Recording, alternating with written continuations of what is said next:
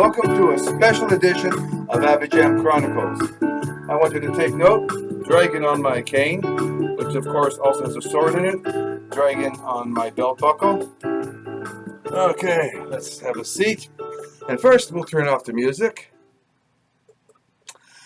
And we'll bring the video down a little bit. All right. Again, welcome to a special edition of ABAJAM Chronicles.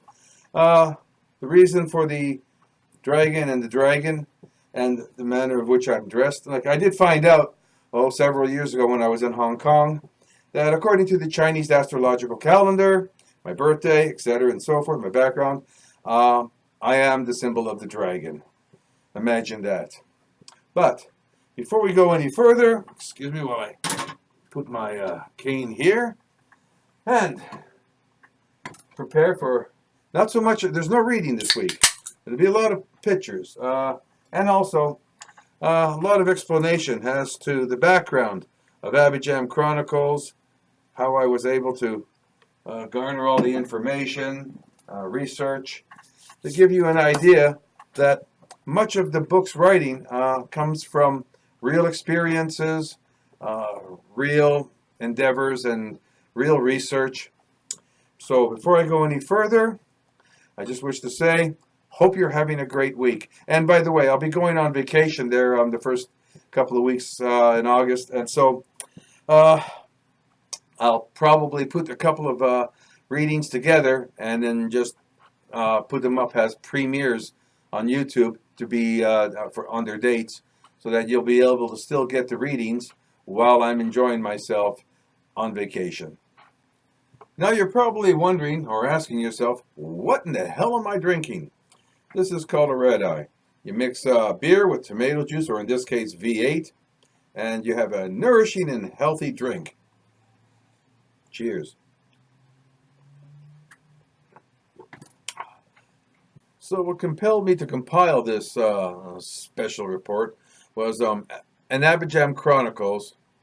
When comparing reality versus fantasy, you come to realize that sometimes they're not that far apart. There are many similarities, for instance, between my family and the characters in my book.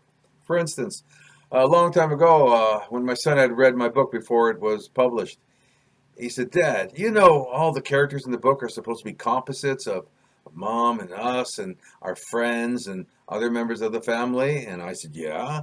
He said, "Damn it, Dad, they are us." But anyways, so, sometimes real life filters itself into fantasy. And so if you want a book to be realistic, your characters have to be more than merely cardboard characters. You have to flesh them out. And so we draw upon real experiences. Now, Albert is a somewhat lapsed survivalist. He no longer is an ardent survivalist as he once was, when the world was poised on the brink of nuclear holocaust. With the collapse of the Soviet Empire, bomb shelters and freeze-dried food were no longer in vogue. But disasters from severe weather to economic collapse are an ever-present danger, so he never quite relinquishes his survivalist mentality or mindset. Now, as a writer, we're told to write what we know. I'm now a retired truck driver. I drove transport over the road long distance for 39 years. Albert's character is that of a truck driver, although the book is not at all about truck drivers. And a long time ago, I was a survivalist, sans the bomb shelters. Even today, I still maintain a mindful awareness that things can go south in a hurry, so being reasonably prepared for most contingencies or circumstances beyond my control is just smart practice. If you watched my YouTube video book reading this week, you'll have been given a tour of our yard and garden. So let me walk you through it properly. And this is where I'll be introducing all sorts of pictures that I've taken over time and today. The convenient side porch garden has herbs like chives, cilantro, oregano, lemongrass, parsley, etc., and it's easily accessed from the kitchen. The large backyard gardens are growing a variety of beans, various kinds of tomatoes, carrots, ground cherries, garlic, watermelon, radishes, turnips, Swiss chard, cucumbers, zucchini, parsnips, onions, asparagus, cauliflower, and a few other items. That's right, they are very large gardens, but nowhere near the size of what Albert has in the storyline. But, in order to get the feel of gardening and to get an appreciation for all that's involved, it's also good to have a garden. Now, we have a single arbor,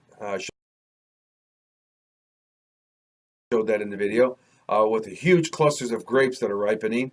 We have rhubarb, currants, from which we're making hot currant jelly, add a little bit of the really hot sauce, and it's a great jelly. We've already got 5 jars made. There are cherry, apricot, and an apple tree, as well as wonderful, fragrant, in season, lilac bushes. You'll see from the slide presentation pictures of varmints, everything from the big, huge, we call them Chuck, big groundhog. We have rabbits, we have skunks frequenting the yard. We've even had ducks land and walk around the yard. It's a regular, the word is that's a regular menagerie out there some mornings. Okay, so anyways, so all these are depicted in my second book. I have my smoker, and I'm grilling a lot of food. Now, as well, and of course, grilling lots of food is depicted in my second book. When I can't tell you, there would be a, what's that called again? A spoiler alert as to why we have to grill a lot of food. But on this occasion, we had a freezer malfunction. So barbecuing the meat and then refreezing it was the order of the day. Boy, that gave me a lot of experience of handling all that meat. There are many parallels in my life to that of Albert Meisner, his family, their friends. Unfortunately, I never did win a lottery, and the property Albert bought is considerably larger than anything we could ever hope to afford. I once spent a working learning week on a gaff-rigged 2-masted schooner. You'll see a picture of it in the slides. And it was called the True North. Okay, you're basically climbing the rigging. How do you get the feel of climbing, let's say, a 60-foot mast and rigging and standing on what they call the foot line? Okay, and you're leaning over the spar, unless you've actually, you can write about it, but if you experience it, it's a whole different thing. I visited museums around the world, as well as numerous interpretive centers. I wanted to get my science right, so I had many breakfasts with a physics teacher friend of mine. I interviewed military and law enforcement personnel, as well as someone from Canada's other spook agency, and it's not CSIS, by the way. I read a lot of books, magazines, periodicals, visited archaeological sites. I collected artifacts, props, and items that enable me to experience the touch, smell, and visual for making a better story. And this is why I'm compiling this special event for you this week. And as I said, I'll be going on vacation, so hopefully this will fill some of the void. Anyways, it's getting late. I've finished editing most of the video. This is the last part of it. You'll notice the dishes are gone. I've been going upstairs and outside and giving other people the tour of our garden. So that's it for me for this week. I hope you enjoyed this presentation, but I'm going to bed. Been a pleasure dealing with you.